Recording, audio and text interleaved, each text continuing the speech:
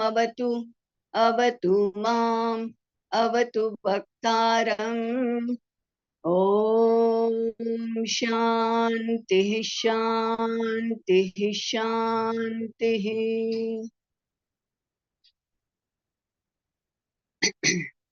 काय झालं?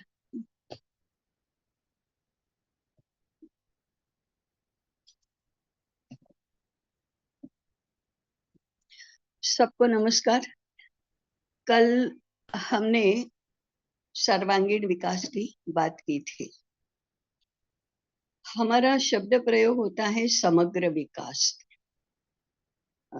अभी शिक्षा में जब से ये पंचकोशात्मक इस संकल्पना ने प्रवेश किया है, बहुत लोग इस शब्द का प्रयोग करते हैं और उनका तात्पर्य सर्वांगीण विकास से ही होता है।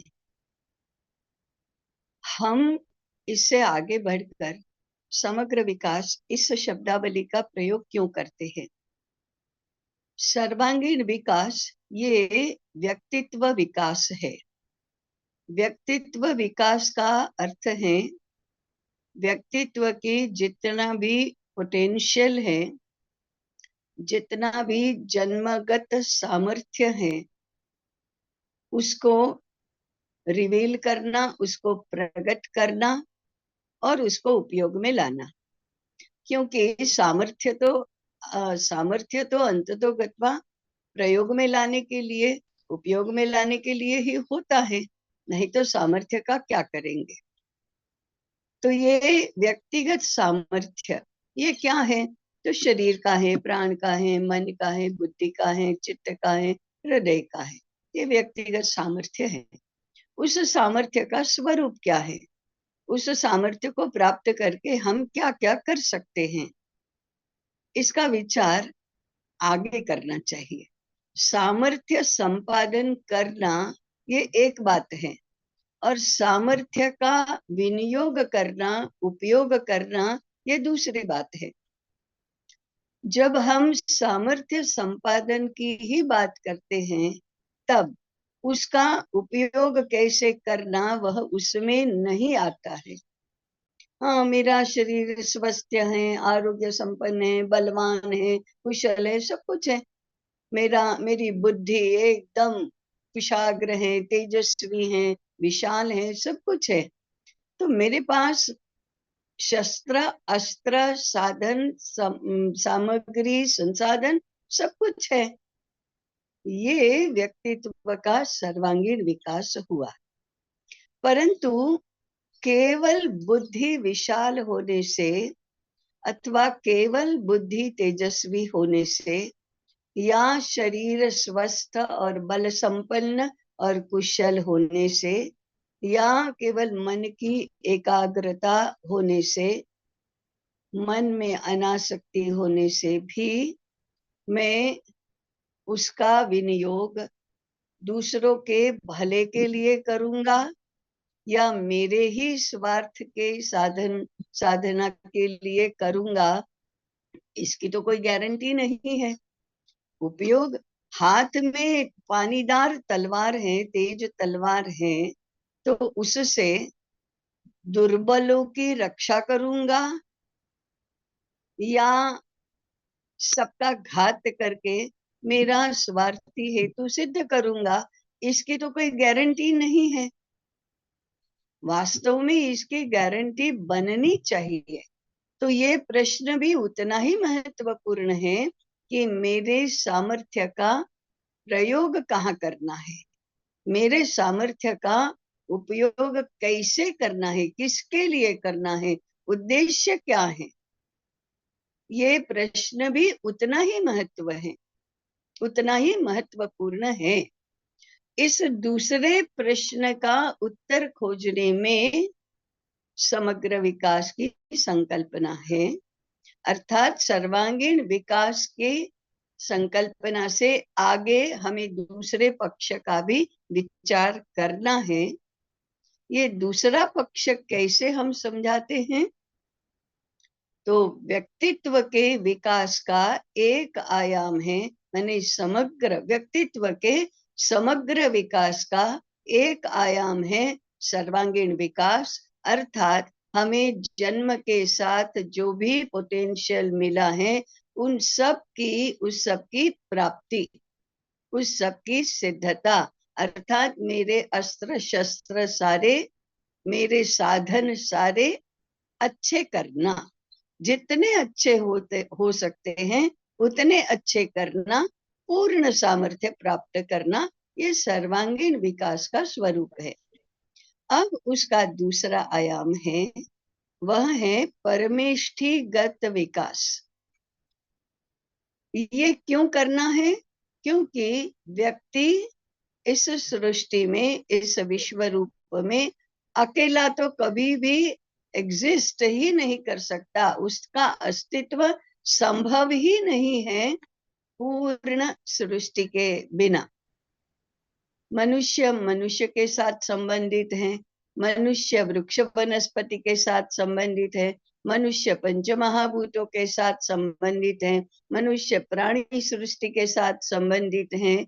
बिना संबंधित हुए इन आइसोलेशन अकेला व्यक्ति जी ही नहीं सकता, उसका जीवन संभव ही नहीं है। अब इस बात को अधिक समझाने की भी कहाँ आवश्यकता है। हम जानते ही हैं कि हम सूर्य के बिना जीवन संभव नहीं, पानी के बिना जीवन संभव नहीं, पृथ्वी के बिना जीवन संभव नहीं, वनस्पति, फल, सब्जी, अनाज, मानी धान्य, इन सब के बिना जीवन संभव ही नहीं है। प्राणियों की सहायता के बिना हम जी नहीं सकते हैं। तो ये शेष जो सृष्टि है उसके बिना हमारा जीवन संभव नहीं है। हम चाहें या न चाहें सबके साथ संबंधित तो हो ही जाते हैं। यदि हम सबके साथ संबंधित हो जाते हैं तो फिर यह संबंध कैसा होना चाहिए, ये परमेष्ठिगत विकास का मायना है। इसलिए हमें सर्वांगीण विकास के साथ साथ परमेष्ठिगत विकास का भी विचार करना चाहिए, तभी समग्र विकास का विचार होगा। अब ये परमेष्ठिगत विकास को कैसे समझना, कैसे व्यक्त करना, तो उसके 3 आयाम बनाए गए।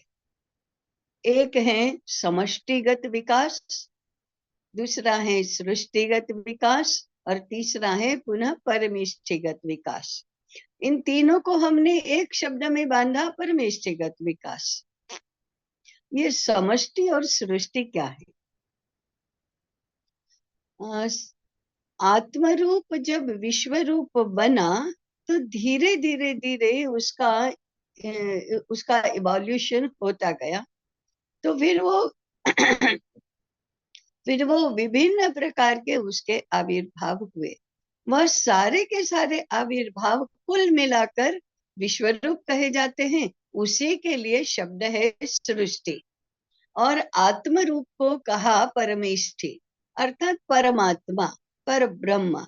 हम हमारी शब्दावली में उसको आत्म तत्व अथवा आत्म रूप कहते हैं। तो आत्म रूप है परमेष्ठि, विश्व रूप है सृष्टि, और सृष्टि परमेष्ठि का अंग है। परमेष्ठि अंगी है, सृष्टि अंग है। इस सृष्टि में शेष 3 आ जाते हैं, माने सृष्टि, समष्टि, व्यष्टि। व्यष्टि माने व्यक्ति। ये सब सृष्टि के अंग हैं। फिर भी हमने सृष्टि के 2 हिस्से किए। क्यों किए ये अभी समझ में आ ही जाएगा। कैसे 2 भाग किए? तो सृष्टि इसमें मनुष्य के अलावा जितने भी आविर्भाव हैं उतने सब समाविष्ट हो जाते हैं, अर्थात प्राणी जगत, वनस्पति जगत और पंच महाभूतात्मक जगत, इसका समावेश सृष्टि में होता है। मनुष्य का भी समावेश सृष्टि में तो होता ही है, परंतु उसका एक विशेष वर्ग बनाया, क्योंकि इन तीनों से अलग मनुष्य अंतःकरण से प्रवृत्त होता है। ये 3 प्रकृति से ही नियंत्रित होते हैं, जबकि मनुष्य अपनी बनाई हुई संस्कृति से नियंत्रित होता है। मनुष्य के पास सक्रिय अंतःकरण है, मनुष्य के पास बुद्धि है, मनुष्य के पास स्वतंत्रता की चाह है, इसलिए वो स्वतंत्र माने अपना तंत्र निर्माण करता है। प्राणी, वनस्पति, महाभूत आदि नहीं कर सकते, ये अंतर है। इसलिए दो वर्ग बनाए, एक तरफ मनुष्य, बाकी तरफ शेष तीन। तो ये शेष तीन का समावेश सृष्टि में होता है। अब सृष्टि परमात्मा का अंग ही है, परमेष्टि का अंग है। सृष्टि का अंग, सृष्टि में ये तीन वर्गों को रखकर मनुष्य को स्वतंत्र बनाया, तो मनुष्य के जगत को कहा समष्टि। तो समष्टि सृष्टि का अंग है। अब समष्टि क्या है? तो विश्व में जितने भी मनुष्य हैं, उन सभी मनुष्यों को एक साथ, एक दूसरे के साथ कैसे जीना, किस संबंध से जीना, इसका निरूपण करने वाली और इसकी व्यवस्था करने वाली जो सृष्टि है, वह समष्टि है। समष्टि को सीधा सीधा मनुष्य समाज कह सकते हैं। समाज संबंधों का ही व्यक्त रूप है। संबंध किसके? मनुष्य मनुष्य के संबंध ये बनते हैं, उससे जो व्यवस्था बनती है, उससे जो जो कृति रूप बनता है, जो दिखाई देता है, वह समाज है। इसलिए मनुष्य की सृष्टि माने समष्टि। समष्टि सृष्टि का अंग है, जिसमें मनुष्य के अलावा शेष तीन आविर्भाव भी समाविष्ट हैं, और संपूर्ण सृष्टि फिर परमेष्टि का अंग है। इस प्रकार से ये व्यष्टि, समष्टि, सृष्टि और परमेष्टि की रचना हुई है मैंने भगवान ने नहीं की, ये विचारशील बुद्धिमान मनुष्य ने ये व्यवस्था बनाई है। तो मनुष्य का, एक व्यक्ति का समष्टि के साथ कैसा संबंध है, एक व्यक्ति का और समष्टि का सृष्टि के साथ कैसा संबंध है, और समष्टि का, व्यष्टि का परमेष्टि के साथ कैसा संबंध है, इसका निरूपण करने वाला जो दूसरा अंग है समग्र विकास का, वह है परमेष्टिगत विकास। इसको परमेष्टिगत इसलिए कहा कि परमेष्टि के प्रकाश में ही इसका विचार किया जाता है। इस प्रकार से व्यष्टि, समष्टि, सृष्टि और परमेष्टि, इस प्रकार की व्यवस्था हुई। व्यष्टि के बारे में हमने जो बात की, वह तो सर्वांगीण विकास में आ गई। व्यष्टि माने व्यक्ति, उसका व्यक्तित्व, उसके विकास का स्वरूप, इसकी चर्चा हमने सर्वांगीण विकास में कर ली। अब ये विकसित व्यक्तित्व वाला व्यक्ति, विकसित व्यक्तित्व वाला मनुष्य और लोगों के साथ, समष्टि और सृष्टि के साथ कैसा व्यवहार करेगा, इसका निरूपण परमेष्टिगत विकास में होता है। वह डिफाइन होता है भारतीय जीवन दृष्टि के आधार पर। ये पूरी चर्चा में ये तो गृहीत है कि हम भारतीय जीवन दृष्टि के आधार पर ही ये सारी चर्चा करते हैं। तो पहले हम आज सृष्टि के साथ व्यष्टि के कैसे संबंध बनने चाहिए, इसके लिए हमारे दर्शन ने क्या कहा है, हमारी जीवन दृष्टि क्या कहती है, इसका विचार करेंगे। जैसे अभी बताया, सृष्टि में प्राणी, वनस्पति और पंचमहाभूत ये सब समाविष्ट हैं। सूत्र रूप में कहना है तो व्यक्ति का, मनुष्य का सृष्टि के साथ जो संबंध है, उसको 4 आयामों में समझा जा सकता है। माने संबंध जैसा होना चाहिए, व्यक्ति का व्यवहार, व्यक्ति का एटीट्यूड, व्यक्ति की भावना, व्यक्ति की समझ, व्यक्ति का व्यवहार कैसा होना चाहिए, सृष्टि के साथ इसके 4 आयाम हैं। मैं 4 पहले ही बता दूं। ये है आत्मीयता अथवा प्रेम, दूसरा है कृतज्ञता, तीसरा है दोहन, चौथा है रक्षण। ये 4 आयाम हैं। अब प्रेम और आत्मीयता क्यों होना चाहिए और स्वाभाविक रूप से होता क्यों है? हम सबको होता है। अगर हम अपने आप में स्वतंत्र और स्वाभाविक रूप से जी रहे हैं तो प्रेम अथवा आत्मीयता होती ही है।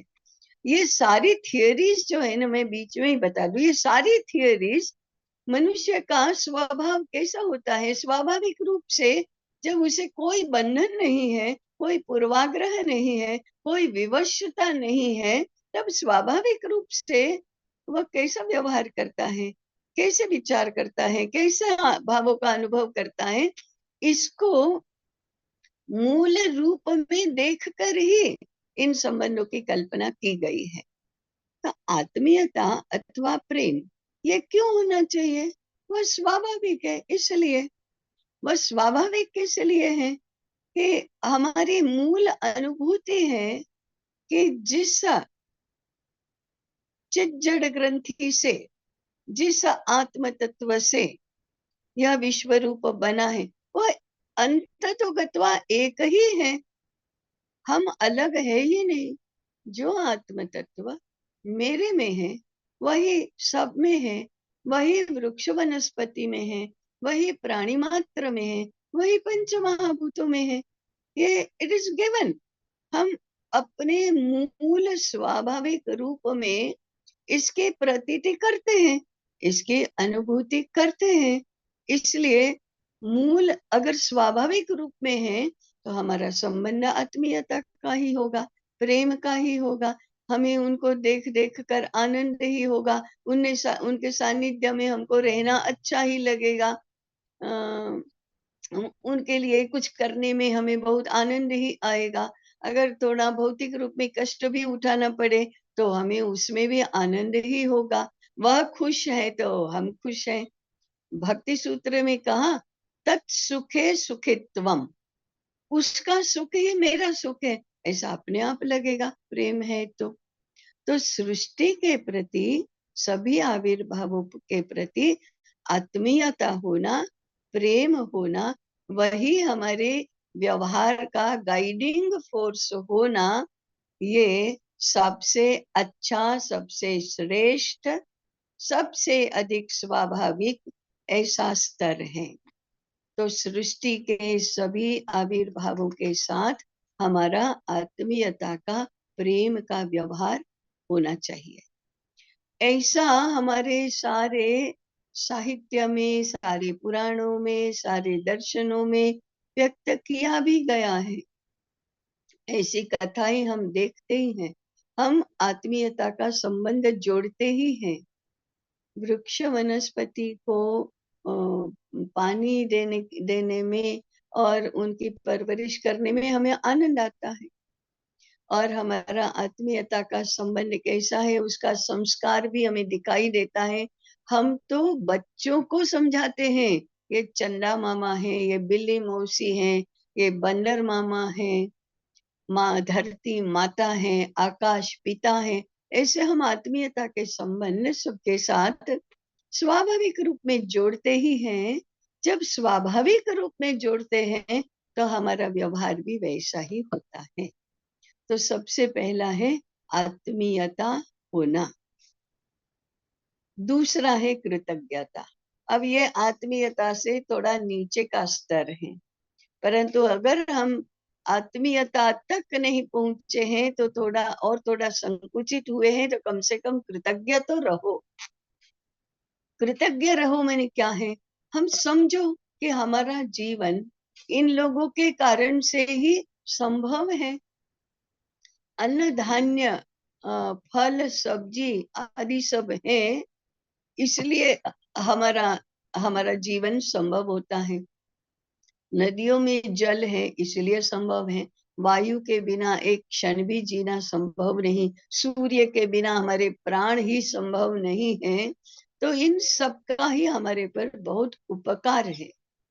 उपकार है तो हम कृतज्ञता का ही व्यवहार करेंगे, कृतज्ञ ही रहेंगे। इनके बिना हमारा जीवन संभव नहीं, तो हम क्या करेंगे? उनका उनका उपकार मानेंगे, उनकी स्तुति करेंगे, उनका उनका आदर करेंगे, उनका सम्मान करेंगे और हमेशा स्मरण में रखेंगे कि हमारे कारण से इनकी कोई हानि न हो, गलती से भी हम अपकार न करें, यह हमें ध्यान में रहेगा। इसलिए दूसरा है कृतज्ञता का व्यवहार चाहिए।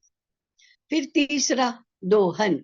दोहन का अर्थ है उनसे हमें लेना तो पड़ेगा ही, हमारा जीवन उनसे ही चलने वाला है। उनके उनको वे देंगे तभी हम जीवित रहने वाले हैं, तो फिर हम लेंगे उनसे।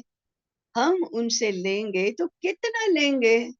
तो जितनी आवश्यकता है उतना ही लेंगे, उससे अधिक नहीं लेंगे। इसको कहते हैं दोहन।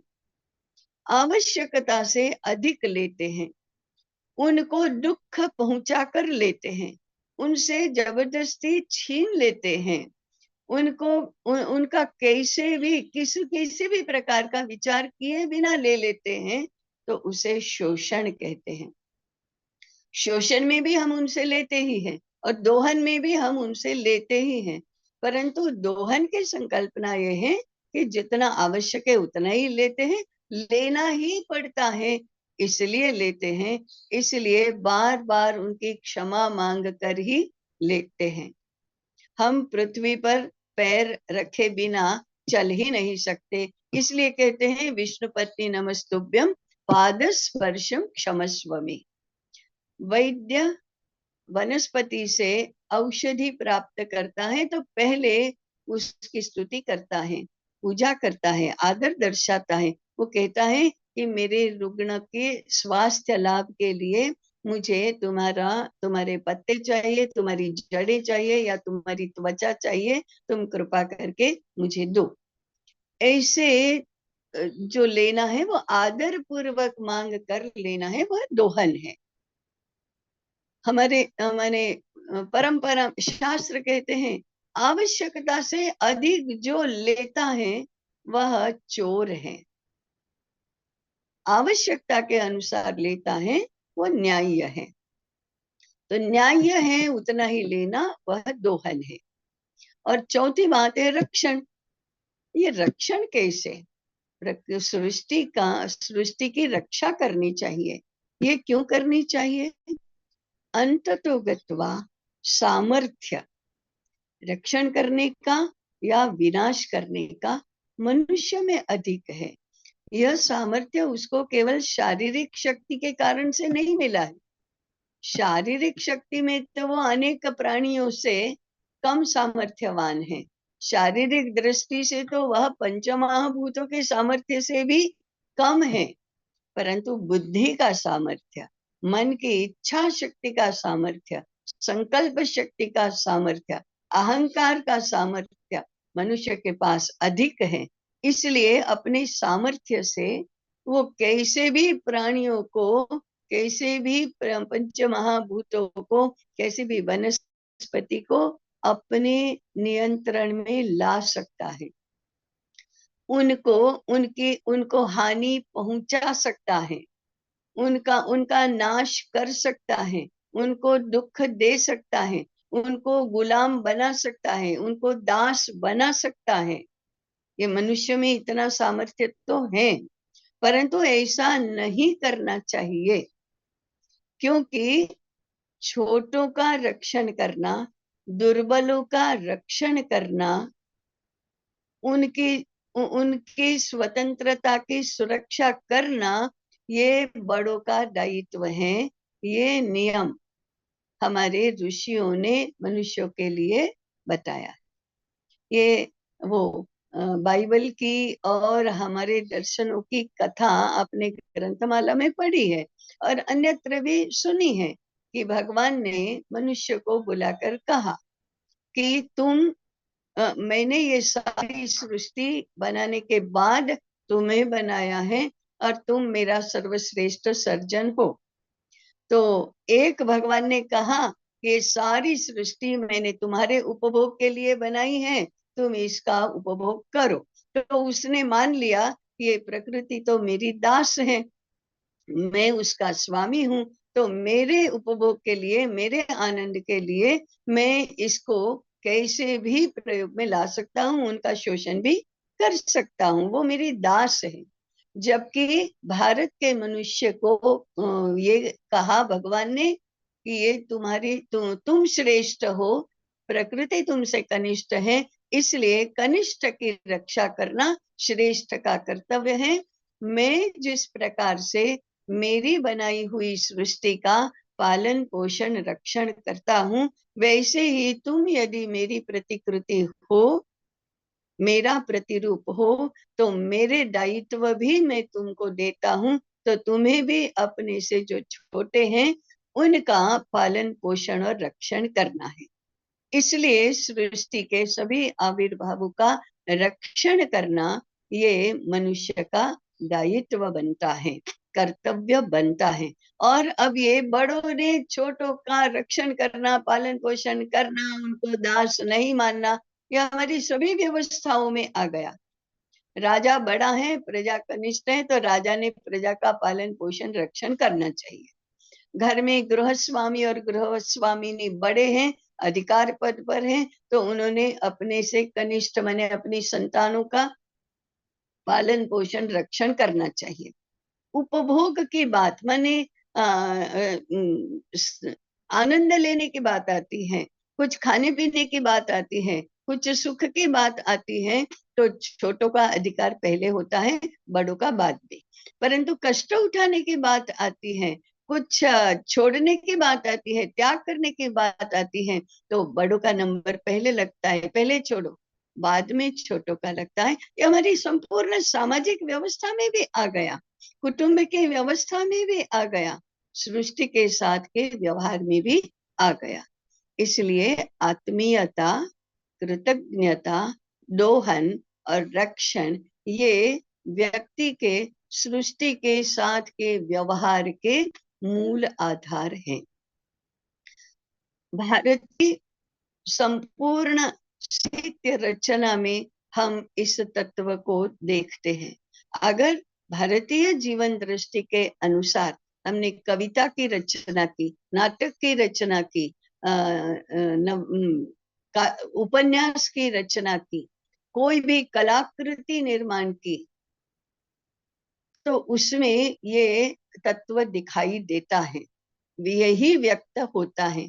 मनुष्य संबंधों की अगर बात की, मनुष्य का प्राणी सृष्टि के साथ संबंध की अगर बात की, तो उसमें ये दिखाई देता है।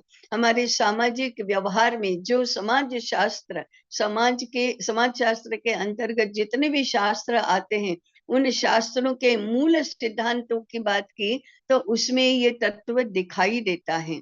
माने ये जो संबंध का दायरा है, वो सर्वत्र हमारी अभिव्यक्तियों में दिखाई देता है। इसलिए ये जो तत्व है संबंधों का, ये हमारे संपूर्ण रचना में ओतप्रोत है, ये अलग से नहीं होता है, ये ओतप्रोत है। और ऊपर से लेकर ठेठ नीचे तक, माने उच्च विद्या विभूषित से लेकर पूर्ण रूप से अशिक्षित है, ऐसे लोगों तक, जो जिन्होंने कभी शास्त्र पढ़े नहीं, जिनको पढ़ना लिखना आता नहीं, वहां तक भी ये तत्व सबको, सबके अंतःकरण में स्थापित करने की व्यवस्था की गई है कि सृष्टि के साथ ये ऐसे संबंध रखो। संपूर्ण यज्ञ संस्कृति इस तत्व के आधार पर ही बनी है। यज्ञ से हम क्या करते हैं, पंच महाभूतों को देवता मानकर, सृष्टि को देवता मानकर हमारे में से उनको भाग देते हैं, और वे हमारे पर प्रसन्न रहे, हम उनके साथ आत्मीयता पूर्ण संबंध से रहे, और परस्पर एक दूसरे का सम्मान करके सब सुखी हो, ऐसी समझ विकसित की गई। और ऐसी समझ के आधार पर क्रियाकलापों की, अनुष्ठानों की रचना की गई। अगर हम इसका पूर्ण एक साथ विचार करेंगे तो हमारे ऋषियों का ये रचना कौशल्य कितना अद्भुत था। इन व्यवस्थाओं के मूल में जाना और उसके आधार पर छोटी से छोटी रचना करना और एकदम सामान्य व्यवहार तक इसको ले आना, इसमें कितना कौशल्य था, कितनी बुद्धि, कितनी सूक्ष्म बुद्धि थी, कितनी विशाल बुद्धि थी, इसकी प्रतीति भी होती है। और हमें लगता है कि इसी विशाल, कुशाग्र, सूक्ष्म, तेजस्वी बुद्धि के हम स्वाभाविक वारसदार हैं। हमारे अंतस्तत्व में ये सारी बातें स्वीकार्य ही है। हमें इसके सामने प्रश्न नहीं निर्माण होते। क्यों? प्रकृति को दास क्यों नहीं मानना? हमारे उपयोग के लिए उनको परेशान करने में क्या बुराई है? हमारे में शक्ति है तो हम किसी को भी दास बनाएंगे? नहीं, कोई नहीं कहेगा, इसको कोई मान्य ही नहीं करेगा, इसके लिए कोई राज्य का कानून चाहिए ही नहीं। हमारे अंतस्तत्व में यही सब पड़ा हुआ है। इसी के आधार पर अगर हम विकास की कल्पना और इसके लिए शिक्षा की रचना करेंगे तो अपने आप ये सब ठीक होने वाला है। हमारे लिए बहुत असंभव बातें नहीं है। थोड़ी कठिन तो इसलिए है कि आवरण सारे इसके ऊपर बहुत जरा गाढ़े हो गए हैं, इनको हटाना इतना ही काम है। तो ये हमने आज व्यष्टि, समष्टि, सृष्टि, परमेष्टि इसकी बात की, और व्यष्टि का सृष्टि के साथ कैसा संबंध होना चाहिए, इसके आधारभूत तत्व क्या है, इसकी बात की। धीरे धीरे इसका विकास हमारे पाठ्यक्रमों में, विषयों के चयन में कैसे होता है वो आगे कभी देखेंगे जब इसका क्रम आएगा। अभी यहाँ रुकते हैं। रोज की तरह म्यूट करके साथ में बोलना है। अब तक आपको ये स्मरण में आ ही गया होगा ऐसा मानती हूँ। रोज की तरह प्रश्न और अभिप्राय आप भेज सकते हैं।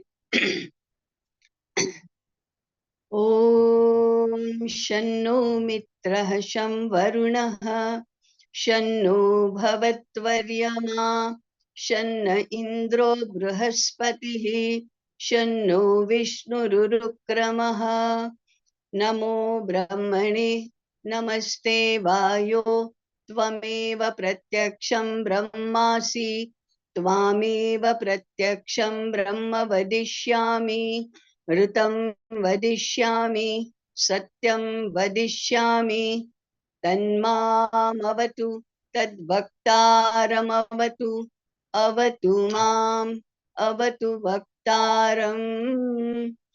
ओम शांतिः शांतिः शांतिः।